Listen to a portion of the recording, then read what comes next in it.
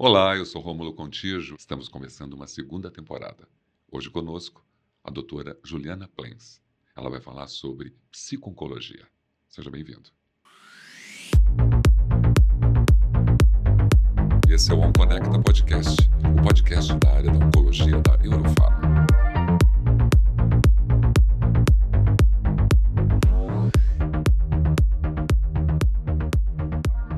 Juliana, seja bem-vinda. Muito obrigado. Conta um pouquinho da sua trajetória para que nós possamos conhecer um pouquinho sobre o seu trabalho. Oi, Rômulo, muito obrigada pela oportunidade, né? Eu que agradeço por estar aqui. E, basicamente, o meu currículo, ele está envolvido com a oncologia desde que eu estava me formando, na verdade, em psiquiatria, né? Então, quando eu era residente de psiquiatria, eu fui convidada para trabalhar num hospital especializado no tratamento de pacientes com câncer aqui na cidade de São Paulo, e aí começou minha trajetória, né? Então, eu fiz psiquiatria, segui trabalhando com esses pacientes. Hoje eu faço doutorado numa área que tem relação com a psico-oncologia, né? Eu estudo a mortalidade na população brasileira por cânceres associados ao uso do álcool. E na minha prática, eu tenho muito na minha área de atuação a psico-oncologia, a medicina do estilo de vida, que tem tudo a ver, né, com prevenção e tudo mais, e também a saúde mental da mulher. Incrível. E você tem também trabalhos sociais que você atua dentro dessa estrutura toda de bagagem. Sim, eu também realizo um trabalho social, né, com pacientes daí não é relacionado à oncologia, mas com pacientes com risco de suicídio. Ah, que ótimo. Então eu vou começar fazendo a primeira pergunta, Juliana. Claro. Quais são as semelhanças entre a psiquiatria e a oncologia?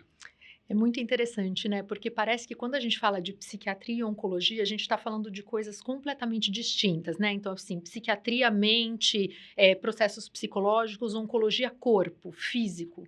Mas, na verdade, tanto a psiquiatria quanto a oncologia, elas tratam de doenças com causas multifatoriais, inflamatórias e sistêmicas. O que eu quero dizer com isso? Quando a gente fala em oncologia, a gente não fala em tratar um tipo de câncer. Quando a gente fala em câncer, a gente pensa em uma doença. Isso não é verdade. A gente está diante de diversas condições.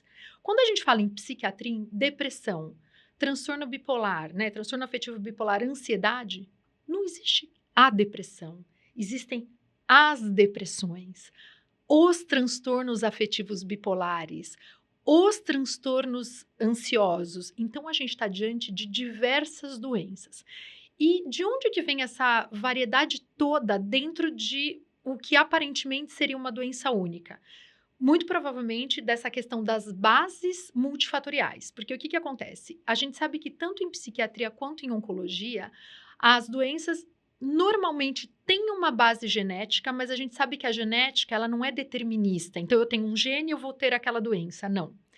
A genética é uma base e eu tenho fatores ambientais. Então, por exemplo, no caso do câncer, o fumo, o uso de álcool, alguns vírus, como o vírus do HPV, algumas substâncias tóxicas, alguns agrotóxicos, várias substâncias que podem, vírus, né, questões biológicas que podem estar associadas à iniciação desses genes para que a doença se manifeste.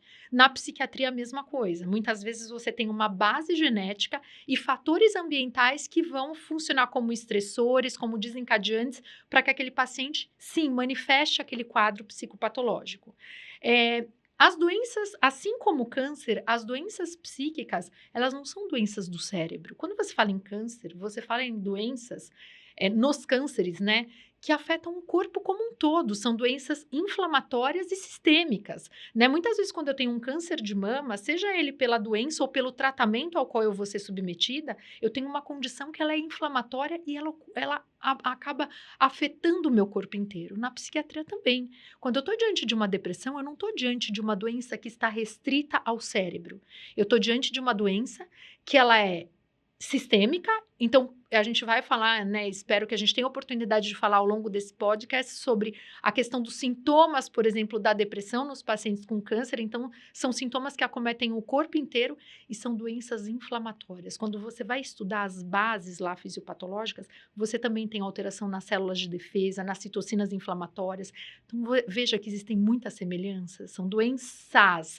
multifatoriais, inflamatórias e sistêmicas. Olha quanta coisa. E é interessante porque uma tem um aspecto tão cognitivo e o outro tão físico que quando a gente olha de fora, a gente nem imagina essa semelhança.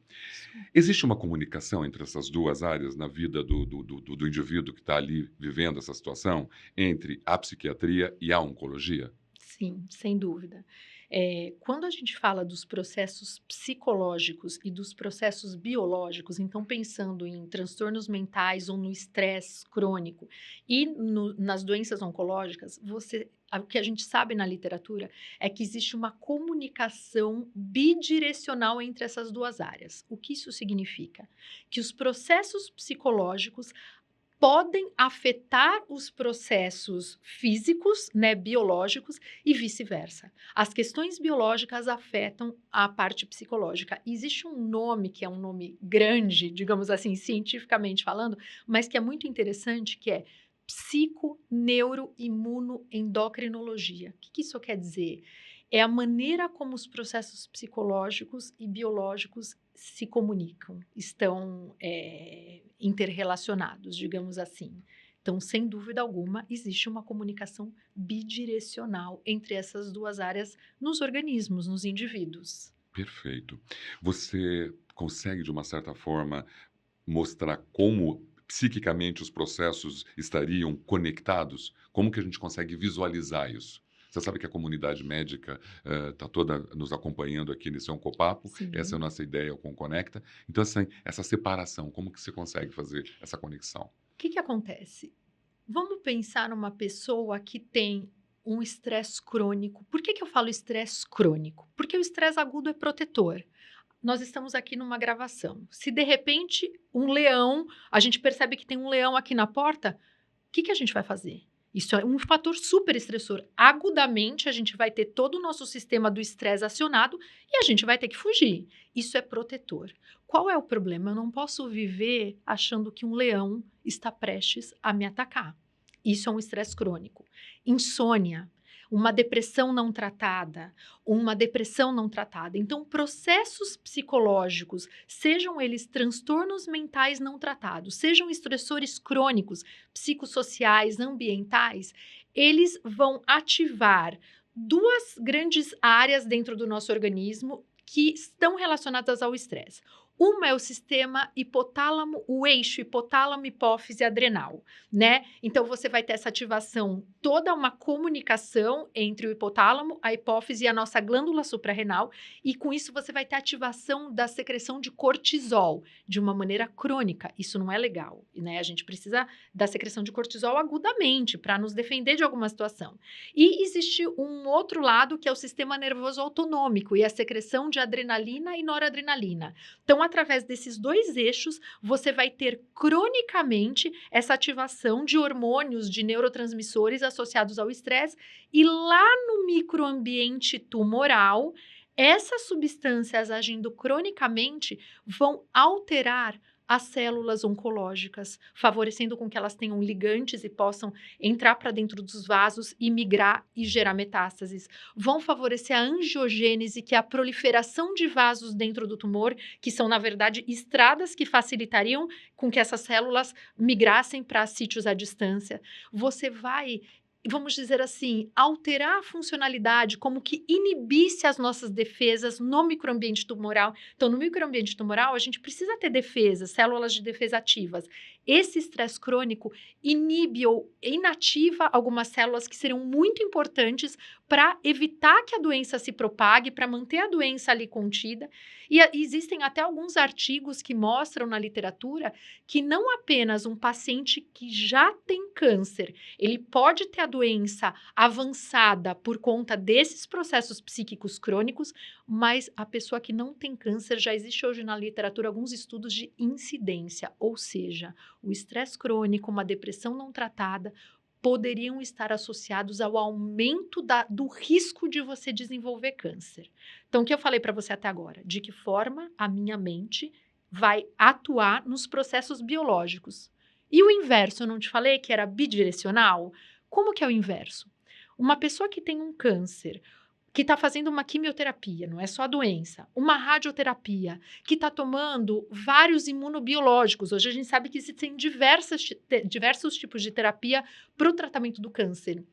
Ela pode, ou por conta da doença, ou dos tratamentos, ter um impacto no sistema nervoso central. Então, a gente está cansado de saber que algumas substâncias podem predispor à depressão. Alguns tumores que são mais inflamatórios, por exemplo, câncer de pâncreas, câncer de pulmão, os pacientes acometidos por esses tipos de tumores malignos têm uma chance maior de ter sintomas depressivos. Alguns medicamentos usados para tratar sintomas. Então, por exemplo, opioides que tratam dor, corticoide, né, que é muito usado em alguns tumores do sistema nervoso central ou em outras situações, podem causar alguns sintomas, por exemplo, até sintomas como alucinações ou sintomas depressivos, a pessoa sentir que está mais deprimida ou mais agitada. Então, de certa forma, tanto o estresse crônico afeta a parte biológica, quanto a doença ou o tratamento pode impactar no sistema nervoso central, causando transtornos psiquiátricos, insônia e várias outras condições. Já não é suficiente que o fato de ser um paciente oncológico ser um estressor,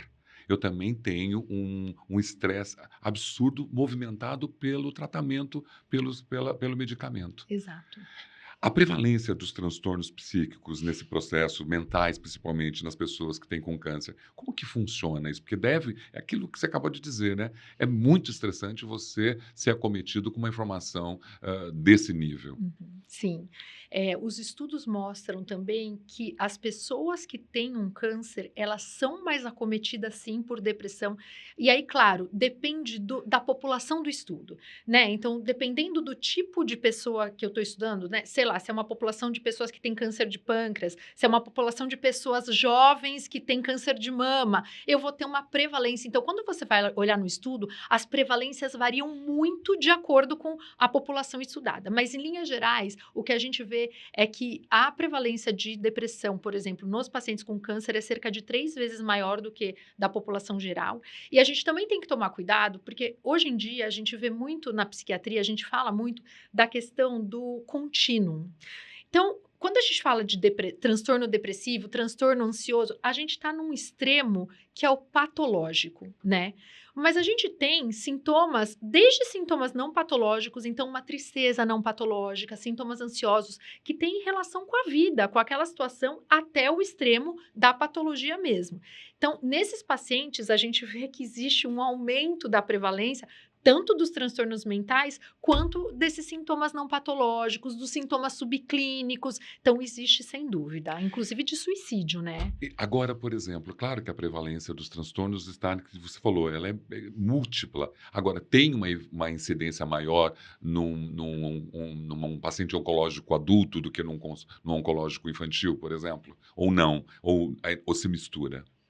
Não sei te dizer essa É. resposta em relação aos adultos e infantis. O que eu sei te dizer é que na população adulta, então, por exemplo, na sociedade você tem uma diferença de prevalência de depressão entre homens e mulheres, entre as faixas etárias. Nos pacientes com câncer, essa prevalência ela acomete indiscriminadamente homens e mulheres, as diversas faixas etárias, as diversas fases do tratamento. Sim. Então, assim, existe uma falsa ideia de que os pacientes em cuidados paliativos são mais deprimidos. Isso não é verdade. Pode ser que sim, pode ser que não, depende da população que você está estudando. Então, em relação à população infantil, eu não sei te dizer, porque, enfim, eu não sou psiquiatra infantil e porque também a infância, veja, você tem criança com câncer de meses ou um ano e adolescentes de 18 anos com câncer.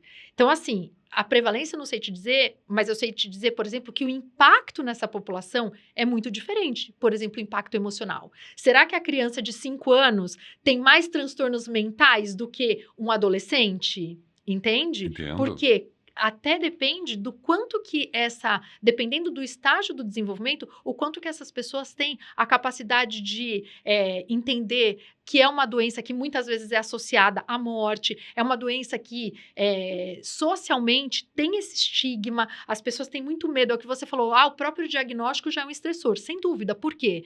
Porque por mais que os tratamentos estejam avançados, que a gente sabe que os pacientes vivem muito tempo, né? Tem pacientes que têm, assim, uma remissão por muitos anos e vão acabar falecendo de outras causas. Mas existe essa associação. E a criança pequena tem um modo de fazer associação completamente diferente de um adolescente. E isso provavelmente impacta na prevalência dos transtornos psiquiátricos nessa faixa etária. Excelente, excelente. Claro, né, nós temos tantos fatores, tantas variáveis para Uhum, se definir, né, entre não só o aspecto de idade, mas também de sociedade, de lugar onde vive, do que faz. É incrível isso, perfeito. uhum. Você acha que há uma área de atuação ou uma área de estudo que seja específica quando falamos na assistência a pessoas que têm câncer, que estão ali sofrendo da oncologia e demandam muitas questões da saúde mental? Sem dúvida, né? Hoje existe, né, na literatura e na vida prática, eu falo muito da literatura porque a gente tem muito embasamento científico, Claro. evidentemente.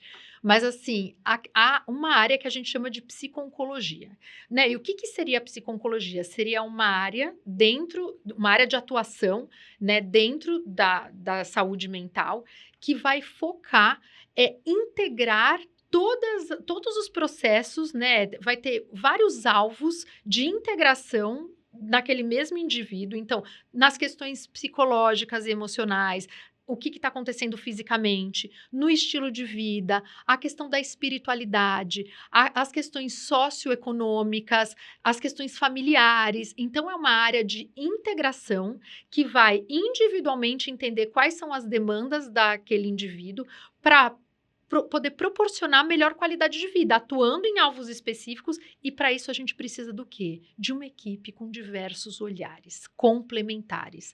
Então, muitas vezes, um médico oncologista, por vezes vai ser necessário chamar um psiquiatra, psicólogos, enfermeiros, assistentes sociais. Muitas vezes o meu paciente está sofrendo porque ele não tem dinheiro para condução. E eu ia te perguntar sobre a questão social mesmo, né? Porque ela deve interferir. Se eu não tenho um poder aquisitivo para me munir de todo esse tratamento. Completamente, né. Então, na minha experiência, né, nesse hospital que eu fiquei por anos, eu trabalhava muito nos andares, né, eu não trabalhava no ambulatório com pessoas que estavam nas suas casas e vinham para fazer consulta, eu trabalhava com pessoas que estavam internadas e tinham demandas psíquicas. Muitas vezes eu era chamada por quê? Porque a pessoa tinha vendido um carro, por exemplo, e tinha que fazer a transferência, porque a doença estava avançando, ela não tinha perspectiva de alta, possivelmente, né, o desfecho não seria um desfecho positivo naquela própria internação, e a preocupação dela não era que a doença estava avançando e a morte possivelmente estava próxima, é que ela tinha vendido um carro, recebido dinheiro e tinha que fazer a transferência do veículo. Então ela precisava de um psiquiatra para fazer um relatório, né, de que ela estava lúcida, orientada, enfim, e chamar o cartório para poder fazer a transferência. Eu já fui chamada para atender pessoas, a pessoa está deprimida.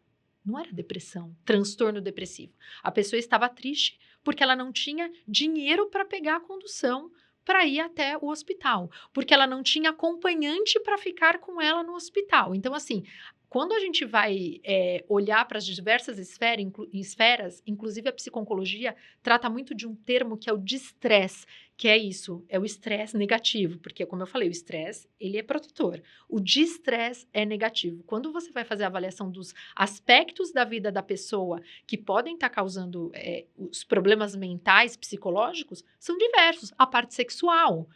Ninguém pergunta da vida sexual dos pacientes. Como não? O câncer que mais acomete mulheres no mundo é o câncer de mama. Como é que você não se pergunta? Câncer de cabeça e pescoço, câncer de próstata. Então, assim, você tem diversos tumores pélvicos que você faz irradiação pélvica. Então, tem vários aspectos da área da psiconcologia que precisam ser abordados e que não são. A psicologia hoje, ela está hoje inserida em toda a questão das áreas de oncologia? Deveria estar. Deveria, né? Não. E a gente, né, pode até falar um pouco dessas lacunas, né, que a gente vê que existem muitas lacunas no tratamento desses pacientes. Inclusive, existem diversos, novamente, artigos na literatura que trazem uma crítica à falta de profissionais, à falta de guidelines internacionais. As sociedades internacionais, então a gente tem a sociedade americana, a sociedade europeia, que tentam de alguma maneira padronizar, né? Porque a gente sabe que hoje em dia existem os protocolos, isso é muito importante no tratamento das diversas condições de saúde. Faltam guidelines, e eu acho que isso também tem relação, e muita, com a complexidade, né? Em qual momento eu vou tratar? Depois de quanto tempo eu vou reavaliar? Porque em oncologia as coisas são muito dinâmicas. Hoje eu estou bem, amanhã de repente eu já não estou mais. Então, assim, as notícias, uma hora o meu exame está ok, daqui 3 meses eu vou fazer, a doença está completamente acometendo diversos órgãos. Então, eu acho que também existe essa dificuldade, porque assim, como é que eu reavalio de quanto em quanto tempo?